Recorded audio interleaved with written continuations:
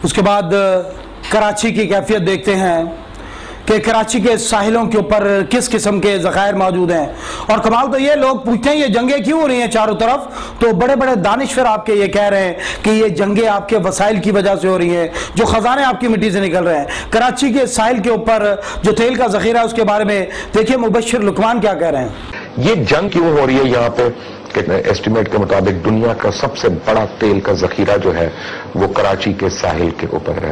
थर की सरजमीन को देखें, हैरत होती है कि थर वो इलाका जहां आप पूरे पाकिस्तान से पैसे जमा कर रहे थे और वहां नलके लगा रहे थे, वहां कुएं खोद रहे थे कि लोग भूख और प्यास से मर रहे हैं। लोग हमसे पूछ रहे थे वहां पानी नहीं है तो लोग रहते क्यों हैं। ऐसी सरजमीन जो सबसे ज्यादा अताब का शिकार हुई थी, रेत के टीले थे वहां पर, लेकिन अल्लाह की शान देखें, इस दुनिया का सबसे बड़ा हाइड्रोकार्बन का जो एक जगह के ऊपर जखीरा है वो आपके थर के अंदर से निकला है, जो बैक वक्त सऊदियन, ईरानियन, इराकियन और कैनेडियन ऑयल रिजर्व्स के बराबर है। ये इतना बड़ा जखीरा है कि जो 2000 trillion cubic feet, 2000 trillion cubic feet gas के बराबर है, पूरे एशिया को चलाने के काबिल है। इतने बड़े आपके पास जखायर हैं कि इसका सिर्फ 2% इस्तेमाल किया जाए, 20,000 मेगावाट बिजली 40 साल तक पाकिस्तान को सप्लाई की जा सकती है।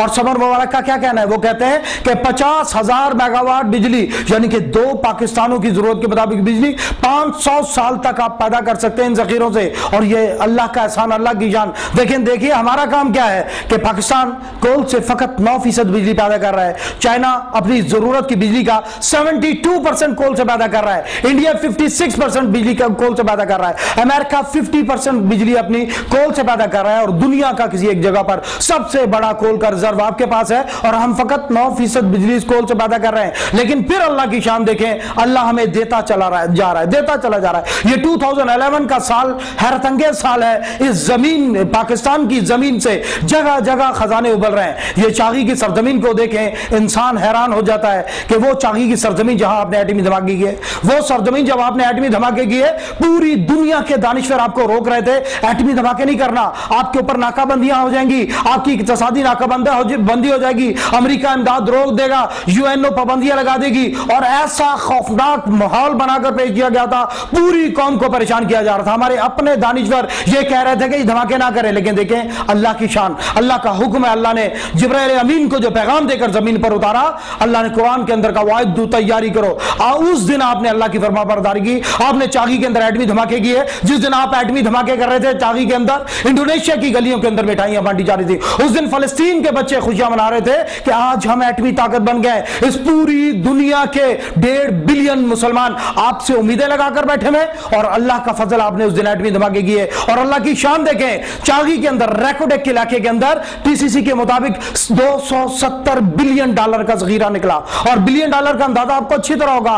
कैरी लोगर के अंदर आपके ऊपर, कैरी लोगर बिल के अंदर आपके ऊपर जो शर्त आयद की गई थी, उस शर्त के अंदर क्या कहा गया था? कैरी लोगर बिल के अंदर आपको कहा गया था मुरीद के तक हमें अप्रोच दी जाएगी, कोयटा तक ड्रोन हमले करने की इजाजत दी जाएगी, अमेरिकन सोल्जर को पाकिस्तान में उतरने की इजाजत दी जाएगी, जो अमेरिकन शनाख्ती कार्ड पर उतरेगा गन अमेरिकन शनाख्ती कार्ड के ऊपर रखेगा, ड्राइविंग अमेरिकन शनाख्ती कार्ड के ऊपर करेगा, पाकिस्तान के अंदर उतरेगा। लेकिन कानून उसके ऊपर अमेरिका का लागू होगा, पाकिस्तान का कानून लागू नहीं होगा। और यह जिल्लत आमेज तरीन शर्त